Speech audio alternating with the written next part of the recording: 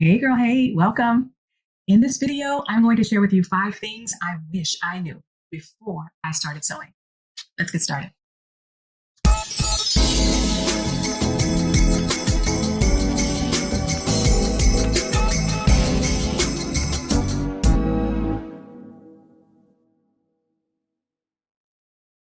If you don't know me, I'm Dion. Welcome to my channel. Today, I'm going to show you highlights from my morning show, Jeaux Live, where we talk about business, sewing, and more in a live setting, all over a strong cup of Joe.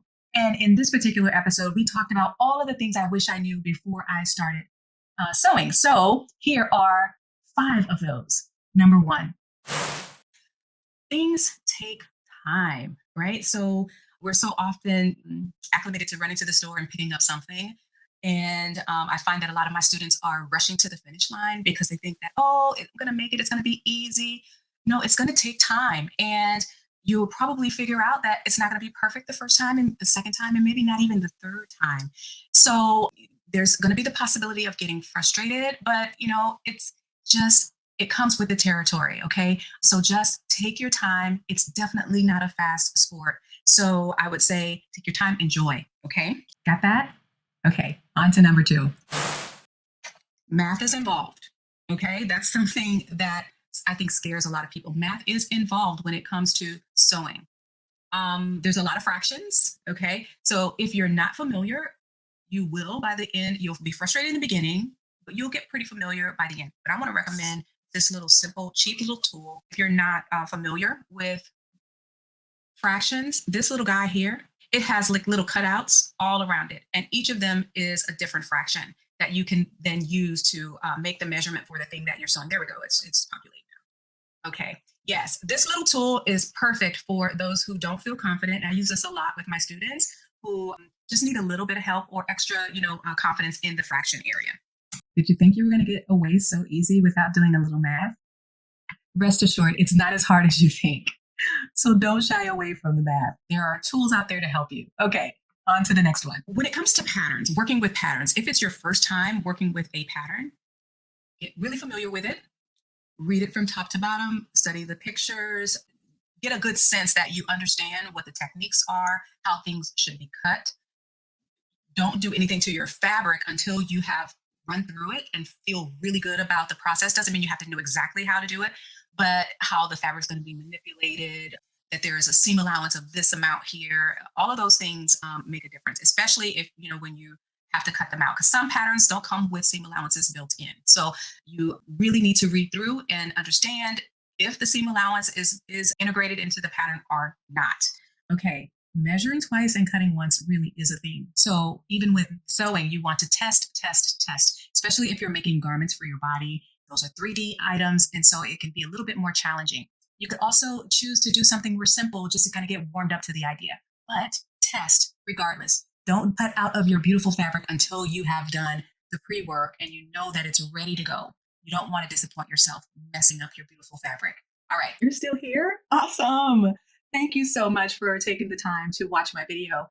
I would love it if you would like, share, and of all things, please subscribe to the channel. I would love to have you around, and I'm trying to grow. Yes. Don't rely on the pattern sizes. There's no standardization of sizes. This is in ready to wear. The same translates to patterns. Always measure your body and then use those measurements along with the finished measurements on the back of the pattern envelope or in the PDF or however it's delivered to you. Use that information to determine the correct size. Now, it doesn't mean it's going to be perfect, because what you may find, especially if in today's world, right, we are thin in the waist and thick in the hips, right? So patterns and standard sizes are not made in that way. So you very often will be editing things down and up to accommodate you. So you may have to buy something large enough to go around the size, large enough to go around your hips, and then know that you're going to have to take it in the waist. Okay. Yeah. And you're probably, if you're sewing clothes, if that's your desire to sew clothes, you're probably doing it for that reason, because you can't find anything that will fit you well. So yes, you want to look snatched in the waist and all of that, but girl, please don't edit it down to your exact waist measurement. Please don't do that. You have to sit. You have to bend over. You have to eat. You have to breathe. Okay. So if you edit it down exactly to your waist measurement, the side effect is gas. Okay. And only God can help you if you're out and about in an outfit like that, right? Uh, Hopefully you've got some Pepsid or something to help you with that. But don't edit it down to the exact size. There's a thing called ease that is built into patterns, right? And all ease is extra space to allow you to bend, to sit, to eat, and all of those things that I just mentioned. Okay. So yes, we want to look snatched, but you've got to think about all of the function that you will be performing in that particular outfit. And on to the last one. Mistakes will happen. So take your time. The one thing about mistakes, they will frustrate you, but what I will say is the thing that you get most frustrated about, that you work really hard to kind of resolve the issue, those are the things that you become really, really proficient at. So mistakes actually are quite a bit of a blessing when it comes to sewing, because then you become really confident at those things. But the other thing that I really don't love about mistakes, especially if you have made a mistake and you continue to sew and do several steps after, it can take a really long time to undo the mistake. This little guy here, seam ripper, right? This guy, I have a love hate relationship with. I love it so much because it's so sharp and it works so well to get the seams out. But once again, it usually means I've done something wrong, and I need to fix it. And that's time that you could be feeling accomplished and creative. Taking things out doesn't feel that way. It can be quite frustrating. And then the other thing, too, you run the risk of damaging your fabric.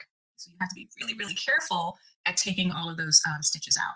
So just take your time and, resign yourself to the fact that, mistakes will happen, but, take it in stride. Just take it in stride, especially as you're learning.